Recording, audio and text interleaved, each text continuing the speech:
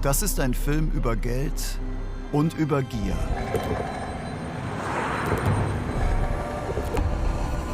Über Jahrzehnte wurde unser Land ausgeraubt. Wir haben einen Vietnam-Deal. Ich will ein Amerika, das führt. Von Downtown Manhattan bis zu einer Baustelle in Nordvietnam. Das Ausmaß der Korruption der Trump-Regierung übersteigt alles bisherige. Es wird um vermeintliche Hochverräter gehen. Wer zum Teufel ist Miles Taylor? Er sagte, ich sei des schwersten Verbrechens in den USA schuldig, das mit dem Tod bestraft werden kann. Um einen verurteilten New Yorker Anwalt.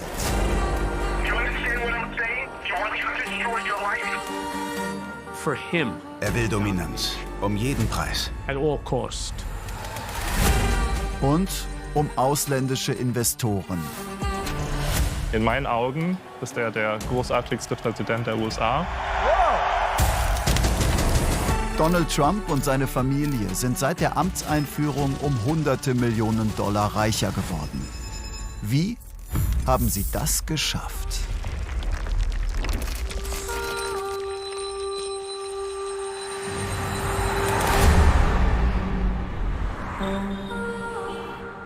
Das Streben nach Größe und nach Geld. Donald Trump ist in New York geboren und aufgewachsen. Wer verstehen will, wie er Druck aufbaut und Deals durchsetzt, der kann hier beginnen. Und ihn treffen. Einen verurteilten Steuerhinterzieher und Lügner. Rund ein Jahrzehnt lang Donald Trumps vielleicht engster Mitarbeiter. Bis 2018 das FBI vor seiner Tür steht. Das letzte Gespräch hatten wir am Tag nach der Razzia. Er rief an, fragte, wie es mir geht. Er sagte, bleib stark, mach dir keine Sorgen. Ich bin der Präsident der USA. Du hast einen mächtigen Freund. Alles wird gut. Haben Sie eine Botschaft für Donald Trump, Michael? Sagen Sie weiter die Wahrheit?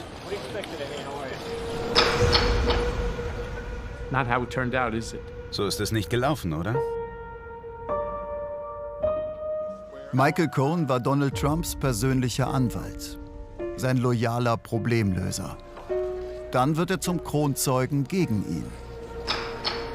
Vor Gericht und dem Kongress sagt er aus und belastet seinen Ex-Boss schwer. Ich schäme mich für meine Fehler. Ich schäme mich für meine Schwäche und meine falsche Loyalität. Ich weiß, was Trump ist.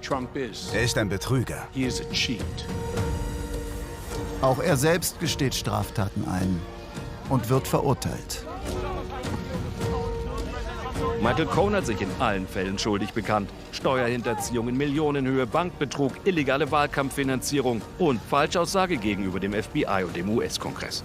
Ob Cohens Aussagen glaubwürdig sind, versucht der Kongress herauszufinden. Mr. President, was sagen Sie zu Michael Cohen? Er ist ein überführter Lügner, ein Verbrecher und schon oft deswegen verurteilt. Wir haben nichts falsch gemacht. Das ist bewiesen. Dankeschön.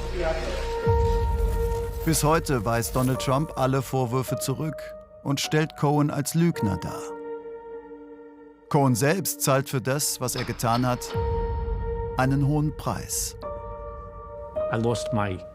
Ich habe mein Vermögen verloren, meine Anwaltslizenz, meine Unternehmen. Ich habe meine Freiheit verloren. 13 Monate im Gefängnis. Wofür?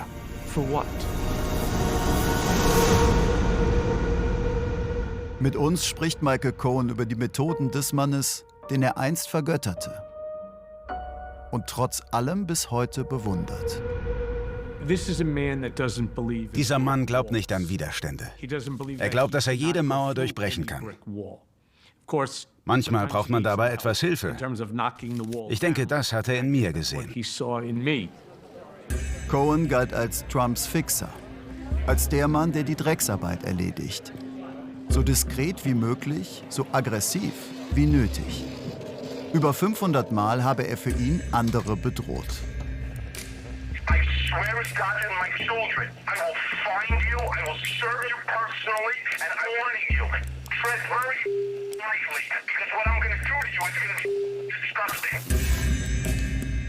Bedrohen heißt nicht unbedingt, dass man jemanden mit dem Baseballschläger schlägt. Drohen kann man auch mit einer Klage.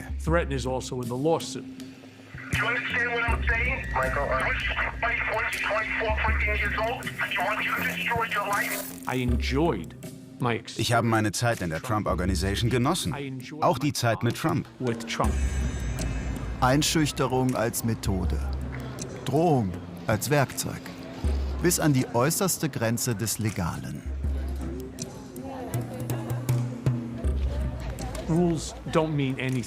Regeln bedeuten ihm nichts. Gesetze auch nicht. Er sucht immer nach einem Weg, diese zu umgehen. Wie können wir das Gesetz bis an die äußerste Grenze ausreizen? Bis zum letzten Millimeter. Dorthin, wo sich sonst keiner hinwagen würde. Regeln als Einschränkung. Auf dem Weg zum besten Deal für sich selbst. Für ihn ging es immer darum, wer ist reicher, wer hat wie viel Geld. Das ist sein Leitprinzip.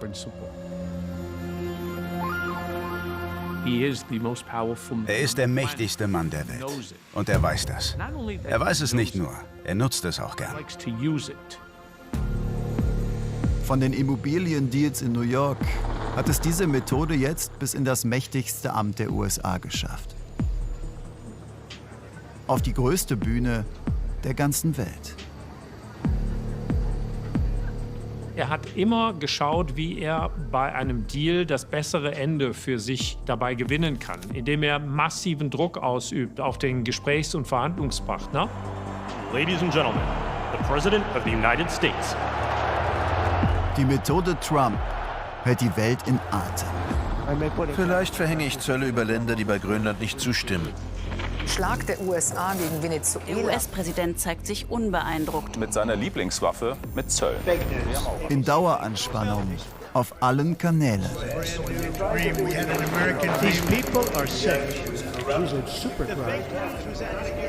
Aber abseits des Lärms fällt eine Sache auf. Laut dem Magazin Forbes liegt Donald Trumps Vermögen Ende 2023 bei geschätzten 2,6 Milliarden $. Dann wird er erneut nominiert und gewinnt die Wahl. Parallel steigt sein Vermögen.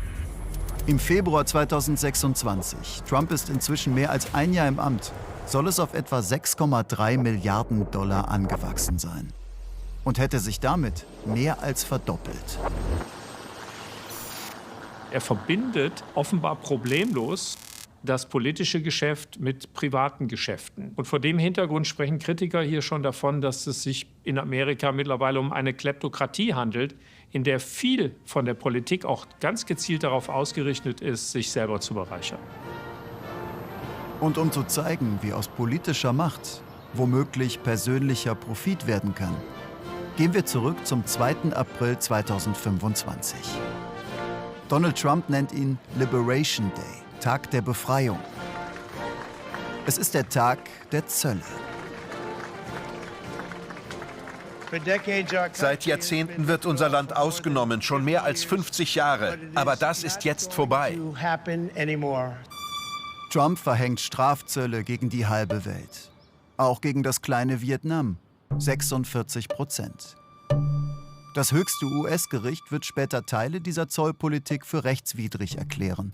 Trotzdem zählt für viele Regierungen nun vor allem eins: Wie kann man den Mann im Weißen Haus milde stimmen? Ich glaube, schon jetzt ist Staaten rund um den Erdball klar, dass man Donald Trumps Aufmerksamkeit bekommt, wenn man dafür sorgt, dass er auch gute Geschäfte machen kann. In Hanoi, der Hauptstadt von Vietnam, ist das auch angekommen. Die Zölle sind eine große Bedrohung für die Wirtschaft des Landes. Rund 6 Wochen nach Trumps Zollrede findet in der Provinz Hưng Yen ein großer Empfang statt. Mit dem vietnamesischen Premierminister und dem Präsidentensohn Eric Trump. Sie feiern hier die Grundsteinlegung für eines der größten Trump-Resorts außerhalb der USA. 1,5 Milliarden $ teuer, über 1000 Fußballfelder groß. Und erst 8 Monate zuvor angekündigt. Laut New York Times dauere ein solches Genehmigungsverfahren normalerweise etwa 2 bis 4 Jahre. Warum ging es hier deutlich schneller? In internen vietnamesischen Regierungsdokumenten heißt es handele sich um ein Großprojekt, das von Präsident Donald Trump persönlich besonders beachtet wird, weshalb besondere Unterstützung notwendig ist. Dies demonstriert den guten Willen der vietnamesischen Regierung gegenüber der US-Regierung. Parallel ist in einer anderen Stadt noch ein Trump Tower geplant. Kritiker sehen ein Muster. Er kann Zölle nicht nur als Wirtschaftsinstrument nutzen, um, wie er sagt, die Produktion zurück nach Amerika zu holen, sondern er kann sie auch einsetzen, um die vietnamesische Regierung dazu zu bringen, der Trump-Firma Land für den Bau eines Golfplatzes in Vietnam zu überlassen. Dieser Zusammenhang ist nicht bewiesen. Fakt ist, rund 6 Wochen nach der Grundsteinlegung des Luxusresorts senkt Trump die Strafzölle gegen Vietnam deutlich auf rund 20%. Wir haben einen Vietnam-Deal. Er ist gut ausgearbeitet. Es waren wunderbare Menschen, sehr starke, kluge Anführer. Auch der größere Zusammenhang ist auffällig. Derzeit werden unter dem Namen Trump rund 22 Immobilienprojekte im Ausland geplant oder gebaut. So viele wie niemals zuvor. Neben Vietnam, auch in Rumänien, in Indien, im Oman oder in Saudi-Arabien. Sollten all diese Bauvorhaben umgesetzt werden, würden die Trumps ihr Immobilienimperium massiv ausweiten. Auf Anfrage weist das Weiße Haus jeden Zusammenhang zwischen Amt und Geschäft zurück. Journalisten fragen dennoch immer wieder nach Interessenkonflikten. Wie ein australischer Reporter bei einem Pressetermin im September 2025. Finden Sie es richtig, dass ein Präsident in so viele Geschäfte involviert ist? Bin ich ja nicht. Meine Kinder führen die Geschäfte. Woher kommen Sie? Ich bin vom australischen Sender ABC. Oh, Australien. Ich glaube, Sie schaden Australien gerade sehr, denn Sie wollen mit mir klarkommen. Wissen Sie, Ihr Premierminister kommt bald. Ich werde ihm von Ihnen erzählen. Sie machen einen sehr schlechten Eindruck. Trump droht und dementiert. Anne Applebaum ist eine der renommiertesten Historikerinnen der USA. Für sie nutzt die Familie Trump die Präsidentschaft systematisch. Sie beschreibt ein Agieren nach Plan. Die Trump-Familie war, glaube ich, darauf vorbereitet, diese Präsidentschaft, die Außen- und Zollpolitik zu nutzen, um damit im Grunde sowas wie Tributzahlungen einzufordern. Von Unternehmen oder anderen Ländern. Das hat es zuvor noch nie gegeben. Die Präsidentschaft als Parade möglicher Interessenkonflikte. Vor dem Weißen Haus veranstaltet Trump eine Werbeshow für die Elektroautos seines größten Wahlkampfspenders Elon Musk. Jeff Bezos Amazon zahlt $40 Millionen für die Rechte an einer Doku über First Lady Melania Trump. Trump verklagt US-Unternehmen in Serie. Die Klagen gelten als aussichtslos. Viele zahlen trotzdem hohe Millionenbeträge. Und es gibt verschiedene Online-Shops mit Donald Trump-Fanartikeln. Parfum, Bibeln, Sneaker, Merchandise mit politischer Botschaft. Damit verdient er Millionen. Für seine Unterstützer aber taugt all das nicht zum Skandal. Der Grund, warum viele die Bidens als Verbrecherfamilie bezeichnen, ist, dass sie alles hinter verschlossenen Türen gemacht haben, in Hinterzimmern. Sie wollten es verbergen, haben gelogen und Briefkastenfirmen gegründet, die ganze Familie. Was auch immer Präsident Trump tut, geschieht ganz offen, ohne irgendetwas zu verbergen.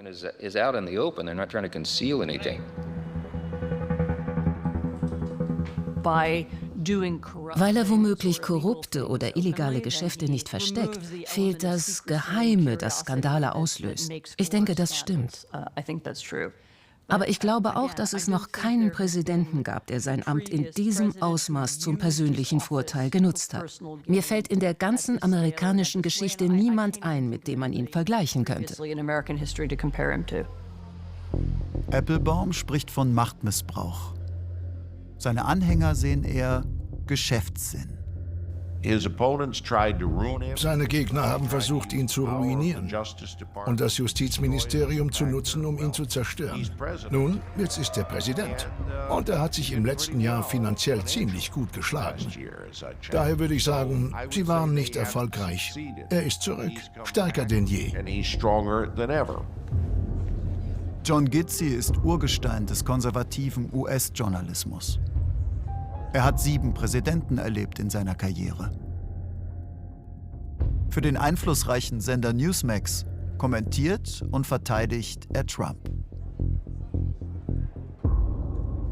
Würden wir jeden Präsidenten an so hohen ethischen Maßstäben messen, gäbe es viel weniger heldenhafte Präsidenten.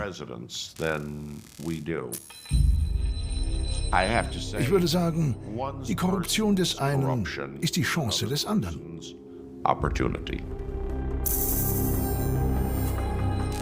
So kann man es auch bewerten.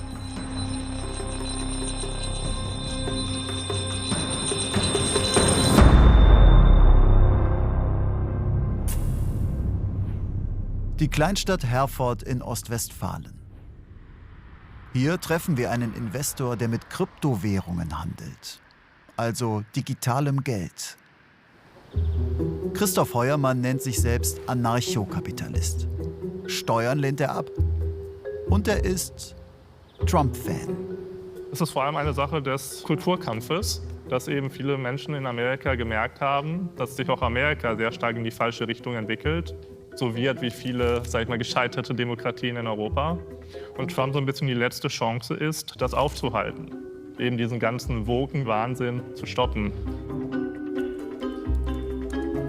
In meinen Augen ist er der großartigste Präsident der USA.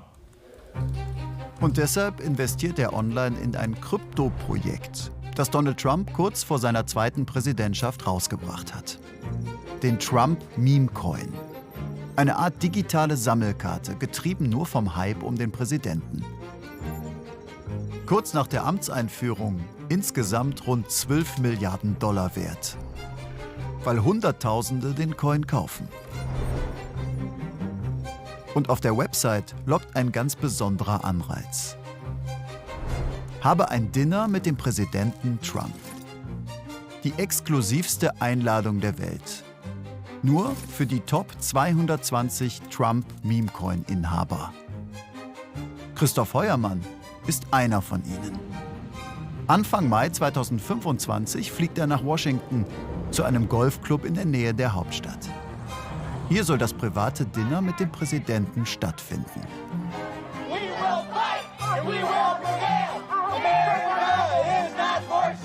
Wir kamen dort an mit einem relativ großen Demonstrantenpublikum, die lustige Schilder in die Höhe gehalten haben, weil wir uns nicht weiter belästigt haben. Journalisten sind nicht zugelassen. Die Bilder und Videos stammen von den Teilnehmern selbst. Man sitzt dort in diesem Lokal mit sehr großem Blick auf den Golfkurs. Das war wirklich sehr gut inszeniert.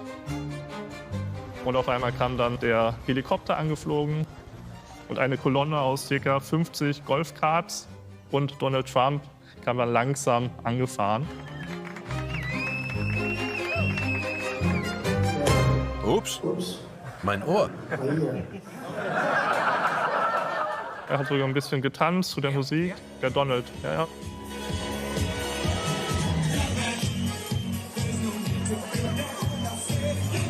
Vor wenigen Jahren waren wir noch Terroristen, wie als Kryptoinvestoren. Und jetzt sitzen wir mit dem mächtigsten Mann auf der Welt beim Dinner, ja. Die Nähe zum Präsidenten hat ihren Preis. Die 220 Teilnehmer haben Coins im Wert von rund 148 Millionen Dollar gekauft. Es ist transparent und demokratischer geworden. Und es ist eben nicht mehr in irgendwelchen Hinterzimmern von irgendwelchen Lobbyisten, sondern es ist in meinen Augen völlig legitim im Rahmen der amerikanischen Politik. Die 25 Top-Investoren trifft der Präsident noch in einem abgetrennten Bereich. So ein schöner Ort. Habt ihr den Hubschrauber gesehen? Viele kommen aus dem Ausland, wie der chinesische Kryptomilliardär Justin Sun.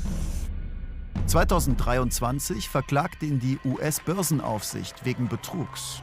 Hier beim Dinner wird er als größter Investor gefeiert und geehrt.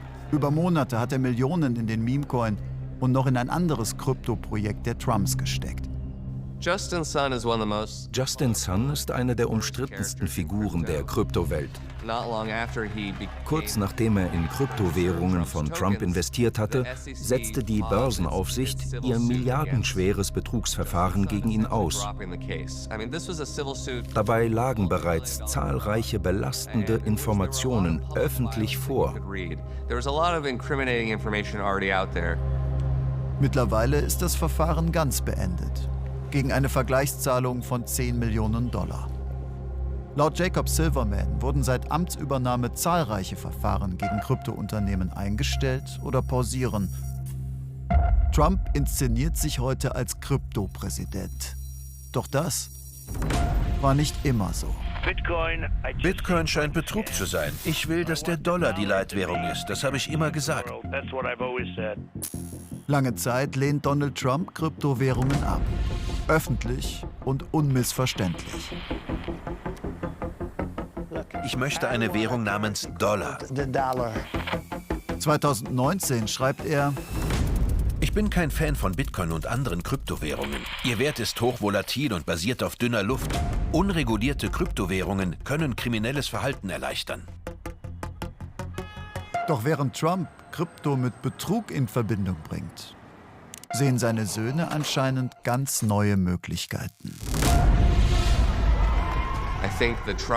Ich denke, die Söhne Don Jr., Eric und Barron haben Krypto als Chance gesehen, viel Geld zu verdienen. Ich glaube, sie konnten ihren Vater dann davon überzeugen. Der hat vielleicht nicht alles gleich verstanden, aber als er dann begriffen hat, wie viel Geld dort zu holen ist, war es ein sehr verlockendes Geschäft. 4 Monate vor der US-Wahl. Trump ist für viele überraschend zu Gast. Join me in welcoming Donald J. Trump Auf einer großen Krypto-Konferenz. Nun plötzlich als Fan. Hallo Bitcoiner, vielen Dank. Es ist schön, bei euch zu sein. It's good to be with you. Ich glaube nicht, dass die Trumps Krypto wirklich als die Zukunft sehen oder als echte Innovation. Bitcoin wird durch die Decke gehen. Es geht darum, sehr schnell sehr viel Geld zu machen. Ich will, dass Amerika vorangeht. Genau das wird passieren.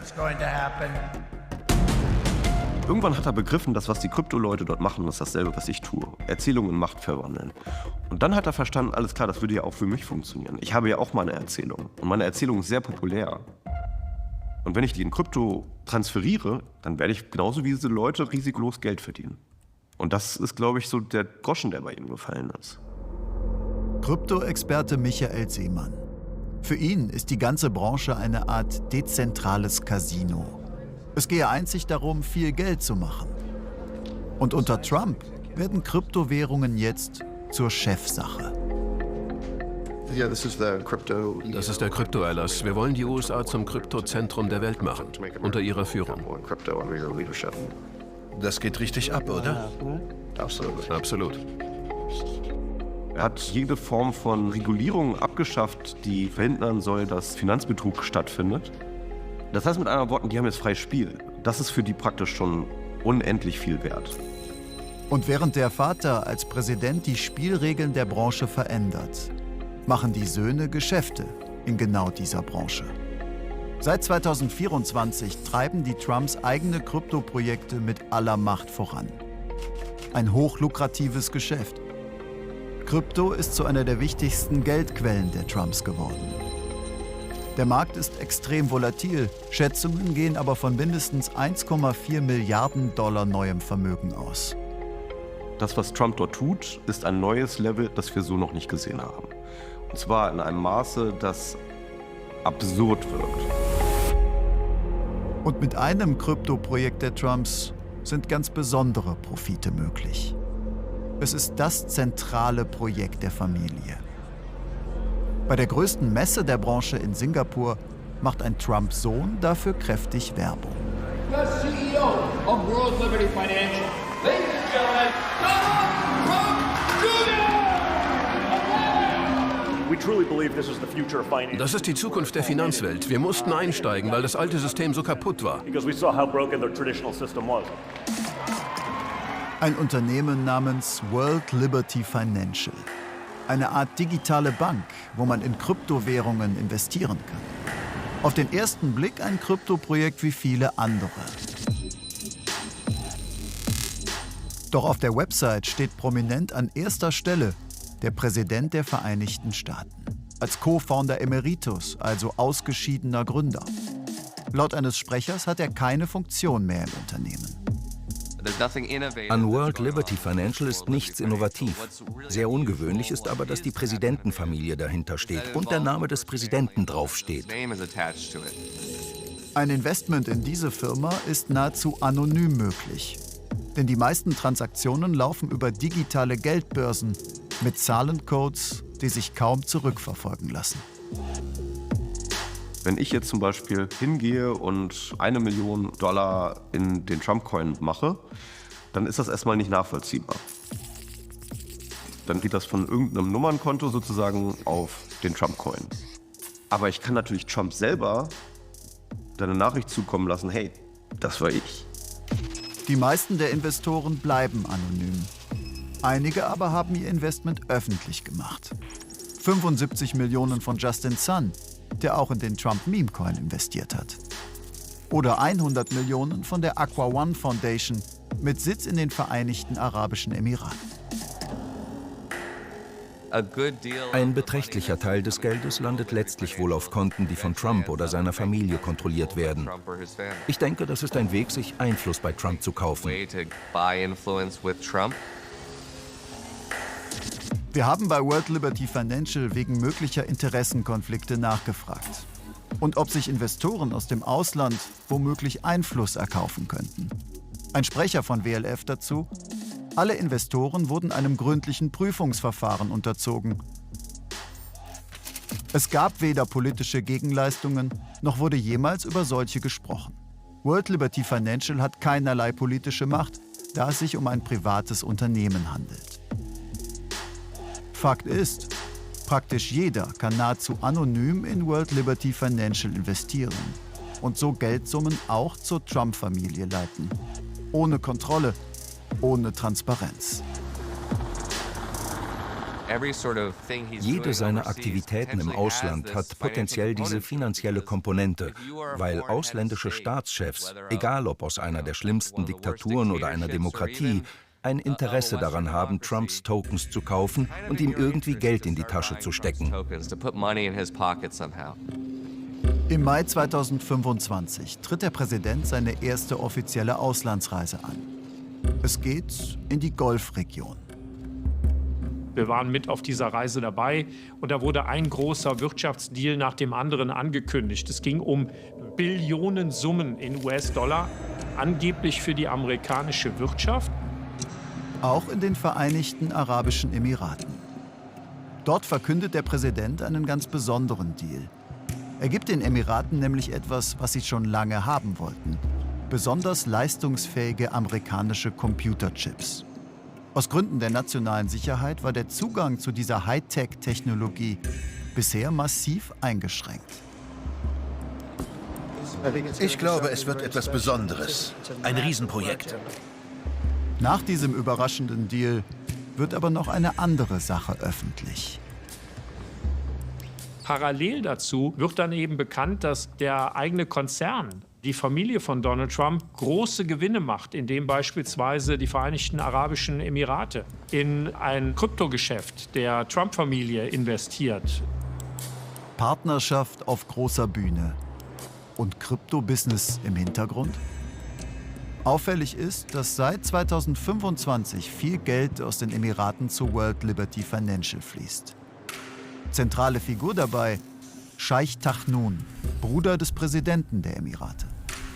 Anfang 2025 übernimmt er über eine Investmentfirma 49% der Anteile von World Liberty Financial. Für rund 500 Millionen Dollar. Für Kritiker wirkt es wie ein klassischer Fall möglicher Einflussnahme. Ich weiß nicht, wie weit man mit Begriffen hier gehen sollte, aber das sind alles Dinge, da hätte früher jeder wahrscheinlich innerhalb von Wochenfrist seinen Hut nehmen müssen. Und jetzt ist es so, dass die Kritiker in den Hut beißen. World Liberty Financial bestreitet jeden Zusammenhang. Es gebe keine Verbindung zur US-Regierung und es habe niemals irgendeine politische Gegenleistung gegeben. Karl Theodor zu Guttenberg hat in den USA gelebt, dort Thinktanks und Tech-Unternehmen beraten. Als ehemaliger Bundesminister kennt er die Grauzonen politischer Macht. Es bleibt einfach so ein gewisser Umstand der Ruchlosigkeit hängen. Dass man sich in Bereiche hineinbegibt, die mit Grauzonen noch milde beschrieben sind, ist schon etwas, wo man sich auch Gedanken machen muss, wie hält so etwas dann am Ende ein Land zusammen?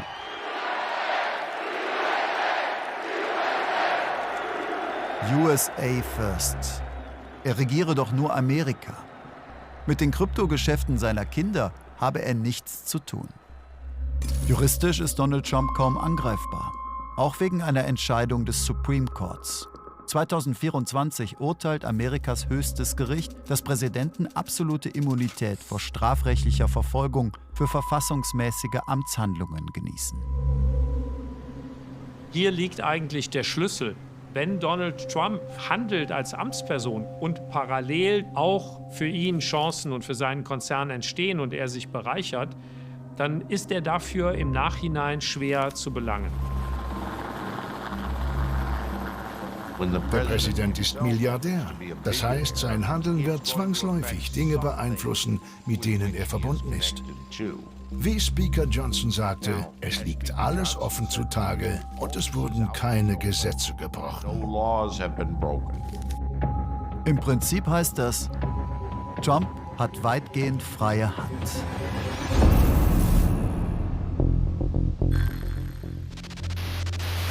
Und für manche liegen auch die Korrektive der Macht entwaffnet da. Im März 2025 besucht Trump das Justizministerium. Ich möchte dir etwas zeigen. Oh wow, so eine nette Person. Echt ein hartes Bild. Und JD werden wir daneben hängen. Das Justizministerium war klassischerweise ein vergleichsweise unabhängiges Korrektiv. Das ist vorbei. Und das ist insbesondere jetzt mit der Besetzung von Bondi Geschichte. Please welcome Attorney General Pamela Bondi. Seine ehemalige persönliche Anwältin Pamela Bondi ist Justizministerin. Hi, setzen Sie sich. Wir alle arbeiten für den großartigsten Präsidenten der Geschichte. Wir sind so stolz, unter der Leitung von Donald Trump zu arbeiten. Trump verkündet hier einen radikalen Bruch mit der Politik seines Vorgängers. Er beende eine Ära von Korruption und Nachgiebigkeit gegenüber Kriminellen und stelle die Gerechtigkeit wieder her. Aber zuerst müssen wir über die Lügen und den Missbrauch sprechen, der hier stattgefunden hat. Viele verstehen das als Kampfansage an das eigene Ministerium. Der ehemalige Korruptionsstaatsanwalt Noah Buchbinder hat hier 6 Jahre lang gearbeitet. Meine Abteilung im Justizministerium, die öffentliche Korruption strafrechtlich verfolgt, wurde nicht ganz geschlossen. Aber fast alle Anwälte dieser Abteilung wurden versetzt. Sie funktioniert eigentlich nicht mehr. Insgesamt sollen rund 5000 Mitarbeiter das Ministerium verlassen haben. Darunter viele, die zu Finanzbetrug ermittelt haben. Es gab eine Abteilung im Justizministerium, die Betrug bei Kryptowährungen untersuchte. Diese wurde aufgelöst. Es gibt Gesetze und Vorschriften, die das Land vor Korruption schützen sollen, die vollständig außer Kraft gesetzt sind. Schritt für Schritt baut Trump die Begrenzung seiner Macht zurück. An den Schalthebeln der wichtigsten Kontrollbehörden der USA sitzen Trump-Loyalisten. Justizministerin Bondi, FBI-Direktor Patel, Geheimdienstchefin Gabbard und der als eine Art Schattenpräsident gilt, Russell Vought, Haushaltschef der Regierung und Mitautor des Project 2025. Der Plan, der jede Beschränkung von Trumps Macht abbauen möchte und dafür den Verwaltungsapparat radikal auseinanderbaut. Zitat: Wir wollen die Bürokraten traumatisieren. Ihr gesamter Apparat ist unserer Strategie ausgeliefert. Rund 300.000 Bundesbedienstete haben den Staatsdienst bereits verlassen. Und schon wenige Tage nach der Amtseinführung gehen E-Mails raus an hochrangige Beamte im ganzen Land. Das ist die E-Mail, die ich bekommen habe. Lieber Robert, im Namen von Präsident Donald J. Trump möchte ich Sie hiermit darüber informieren, dass Ihr Amt als Inspector General des Department of Defense aufgrund sich ändernder Prioritäten mit sofortiger Wirkung beendet ist. Vielen Dank für Ihre Dienste. Thank you for your service. 7 Jahre lang war Robert Storch ein sogenannter Inspector General. Ein unabhängiger Beamter, der finanziellen Missbrauch und Korruption verhindern soll. Jedes Jahr sparen die Inspector Generals rund 100 Milliarden $ für den Staat, indem sie Verschwendung, Betrug oder Veruntreuung aufdecken. Das ist bewiesen. Wenn man die staatlichen Kontrollfunktionen wegnimmt, diese Leitplanken, dann verliert man die Möglichkeit, Missbrauch aufzudecken. Dann können alle möglichen schlechten Dinge passieren. Die systematische Aushöhlung des öffentlichen Dienstes zugunsten anderer Interessen. Loyalität ersetzt Kompetenz. Und das ist wirklich bis in untere Ebenen der Administration durchdacht worden. Und einen solchen Wechsel hin zu Loyalisten hat es in meinen Augen in der Geschichte Amerikas noch nicht gegeben. Ist das Signal für die Menschen in den USA? Wer auf Trumps Seite steht, profitiert. Fast alle Verurteilten des Kapitolsturms von 2021 hat der Präsident begnadigt. Doch nicht nur sie. Auch viele andere kommen frei. Darunter wohlhabende Unterstützer und Wahlkampfspender. Silk Road-Gründer Russ Ulbricht, wegen Drogenhandels und Geldwäsche zu lebenslanger Haft verurteilt. Der Steuerbetrüger Paul Welzek, seine Mutter spendete $1 Million für ein Trump-Dinner. Oder der wegen Betrugs verurteilte Trevor Milton, ein Millionenspender für Trumps Wahlkampf. Wahrscheinlich hat nie zuvor ein Präsident in seinem ersten Jahr mehr Menschen begnadigt. Für jeden Fall, den Sie verdächtig finden, nenne ich Ihnen einen, bei dem der Präsident persönlich überhaupt nichts gewinnt. Bei dem jemand, der mittellos ist, eine zweite Chance erhält. Mit einem Federstrich. Manche haben die USA verlassen, auch weil sie nicht glauben, dass die Herrschaft des Rechts noch besteht. Wie die ehemalige Yale-Professorin Marcy Shaw, eine der renommiertesten Osteuropa-Historikerinnen der Welt. Für sie lässt sich Trumps USA mit einem Wort entschlüsseln.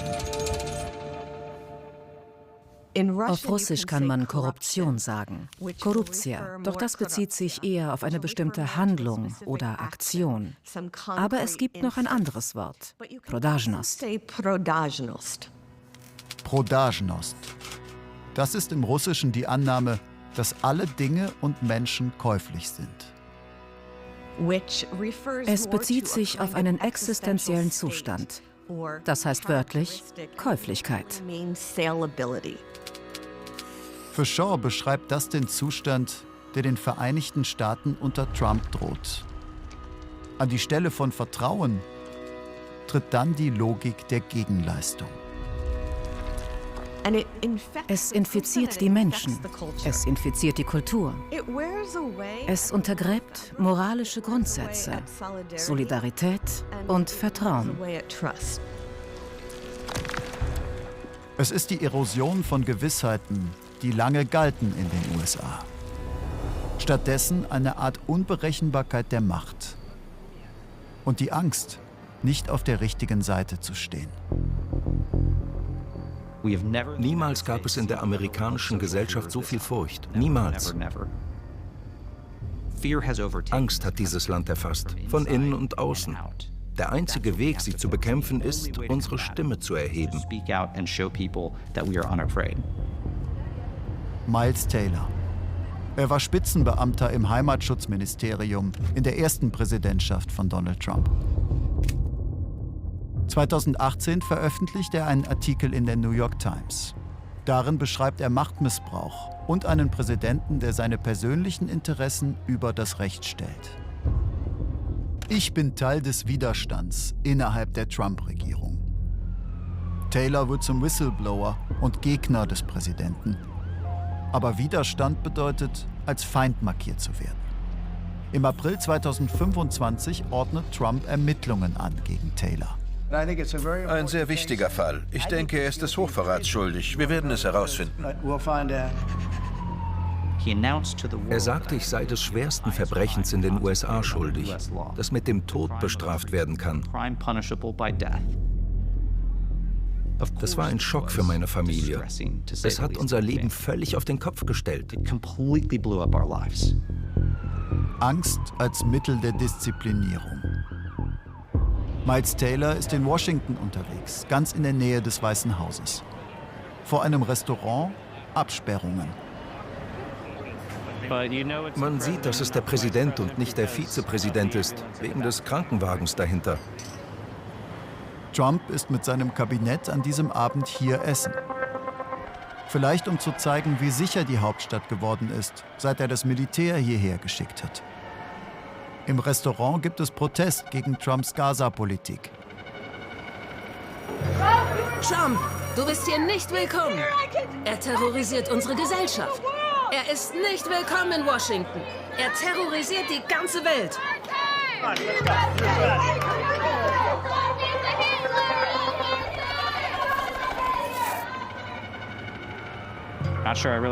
Ich bin nicht sicher, ob ich möchte, dass er rauskommt. Er würde etwas sehr Trump-Typisches tun. Würde sagen, du bist Abschaum, ein Verräter.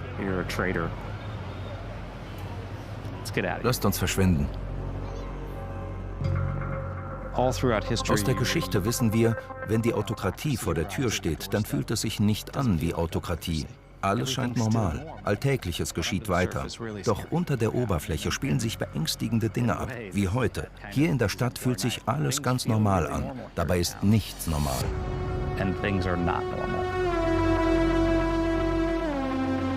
Das Weiße Haus haben wir mit einem ausführlichen Fragenkatalog zu den in diesem Film erhobenen Vorwürfen konfrontiert.